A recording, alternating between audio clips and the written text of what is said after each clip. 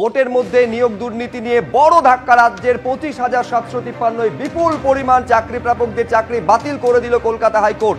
2016 সমস্ত নিয়োগ অবৈধ স্পষ্ট জানিয়ে দিল কলকাতা হাইকোর্ট। এবং যারা বঞ্চিত চাকরি প্রার্থী, নিঃসন্দেহে আজকের এই রায়, আজকের এই নির্দেশ তাদের সামনে একটা সম্ভাবনা, নতুন দরজাকে উন্মোচিত করলো।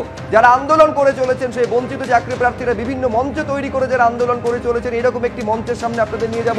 মাতঙ্গিনী হাজরার পাদদেশ থেকে আমাদের প্রতিনিধি রয়েছেন অনির্বাণ বিশ্বাস। অনির্বাণ, তোমার পেছনে আমরা দেখতে পাচ্ছি গ্রুপ সি এবং গ্রুপ ডির যারা চাকরি প্রার্থী।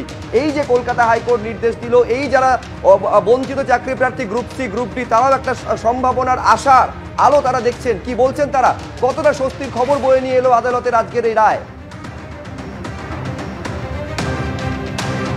শুভজিৎ, তোমাকে প্রথমে জানিয়ে রাখি যে গ্রুপ সি গ্রুপ ডির এই যে চাকরি প্রার্থীরা যারা যোগ্য হয়েও দীর্ঘদিন তারা আন্দোলন করছেন, তাদের 599 দিন অর্থাৎ 600 দিনে কিন্তু তারা আন্দোলন করেছে। সেই জায়গা থেকে আজকের যে রায়, সেই রায় তারা কতটা স্বস্তি, তাদের সঙ্গে সরাসরি কথা বলবো। আজকে যে রায় পেলেন, 8 বছর ধরে আপনারা আন্দোলন করছেন, সেই জায়গায় দাঁড়িয়ে আজকে রায় কি স্বস্তি পেল কিছুটা? হ্যাঁ, খানিকটা স্বস্তি তো অবশ্যই হলো। আমরা শুরু থেকেই, আমাদের লড়াই শুরু থেকে আমরা ন্যায় ব্যবস্থার উপর ভরসা রেখেছিলাম। ন্যায় বিচার ব্যবস্থা আজকে সেই ভরসার কিছুটা তো মর্যাদা তারাও রাখলেন এবং আমরাও পেলাম, এই জন্য স্বস্তি তো হলোই। কোথাও কি মনে হচ্ছে যে সিঙ্গেল বেঞ্চের যে রায় ছিল, ডিভিশন বেঞ্চের রায় কার্যত একই রকম থাকলো, কোথাও কি সিঙ্গেল বেঞ্চের রায়টাই শিরোধার্য হলো? সিঙ্গেল বেঞ্চের রায়টাই তো শিরোধার্য হলো, এখন অবধি তা প্রমাণিত। আমরা না বললেও সেটা প্রমাণিত। শুরু থেকে সেটা হয়েছিল, হয়তো তখন কিছু একটা প্রমাণের অসুবিধা হয়েছিল, যার জন্য ওরা সুপ্রিম কোর্টে গেছিল যারা ভুয়ো ছিল। তারপরে ঘুরে ঘুরে তো একই হলো। শুরু থেকেই আমাদের লড়াইটা ছিল, আমরা যোগ্য ছিলাম, এটাই আমাদের ছিল মূলধন, আর সেটা নিয়ে আমরা লড়েছিলাম এবং সেই লড়াই আজকে আমরা সেই সত্যের জয় হলো। আমরা আরেকজনের সাথে কথা বলি। 23 লক্ষ পরীক্ষার্থী যারা ছিলেন সেই সময়, তাদের ফের পুনর্মূল্যায়ন হবে। এই যে রায় এসছে এবং সিবিআই তদন্ত একদিকে চলবে, এই রায় কতটা স্বস্তি আছে? দেখুন, স্বস্তির জায়গা এখন আমরা পাইনি, কারণ দেখুন আমাদের লড়াইটা ছিল ন্যায় আর অন্যায়ের বিরুদ্ধে।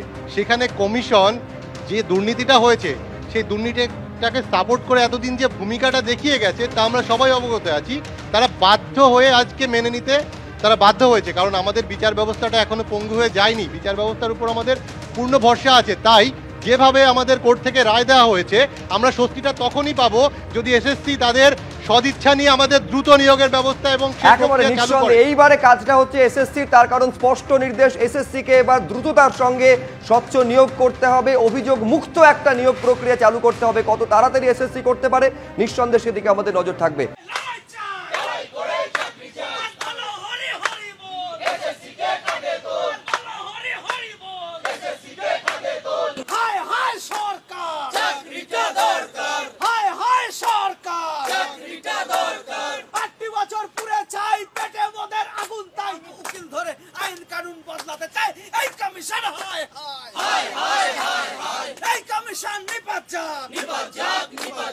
দিন রাত্রি এক করে পড়েছি কত, কিন্তু আমাদের যোগ্যদের কিভাবে